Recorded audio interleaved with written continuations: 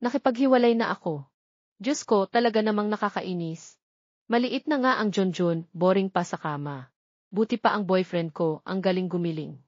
Alam mo ba kung ilang beses kami kagabi? Ang sarap talaga. Mamaya balak ko pang pumunta sa kondo niya. Iyan ang ilan sa mga kwentong naririnig ko mula sa mga kaklase kong babae, kahit hindi naman kami close. Ayaw nila sa akin dahil daw ako'y boring. Palagi pa nila akong inaasar na kawawa daw ako kasi walang kwenta ang buhay ko. Ni hindi ko raw alam kung gaano kasarap ang mga pinag-uusapan nila. Pero as if I care. Kaya minsan, hindi ko na lang sila pinapansin.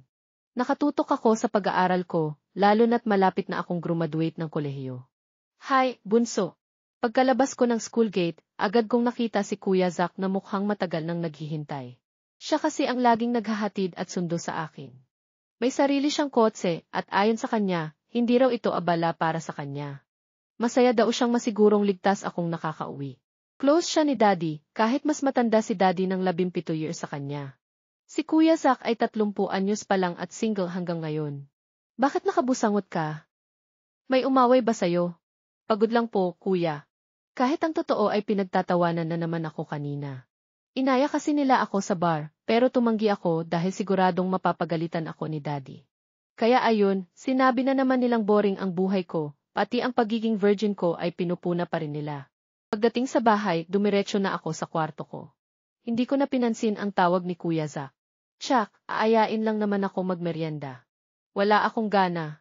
Sobrang inis ako sa mga kaklase ko, at isang bagay lang ang ipinangako ko sa sarili ko. Hindi ako gagraduate nang hindi nararanasan ang mga sinasabi nila. Kape o. Kanina pa kita tinitingnan. Parang ang lalim ng iniisip mo. Gulat akong napatingin sa kanya nang bigla siyang sumulpot. Nasa pool area ako, nakalubog ang mga paa ko sa tubig. Salamat po, Kuya, nakangiti kong tinanggap ang tasa. Malalim na ang gabi, pero hindi pa rin ako makatulog, at mukhang lalo pa akong gising dahil sa kape. Naramdaman ko ang pag-upo niya sa tabi ko. Kung ano man ang problema mo, pwede mong sabihin sa akin. Para saan pat naging kuya mo ako?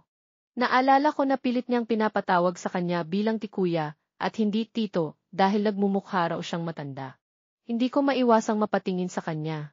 Gwapo talaga siya at hindi halatang 30 anyos na. Maganda ang tindig niya, macho at mayaman pa. Isisipa ng kumpanya nila. Kaya palagi kong napapansin na hinahagod ng mga schoolmates ko ang tingin nila sa kanya tuwing sinusundo niya ako.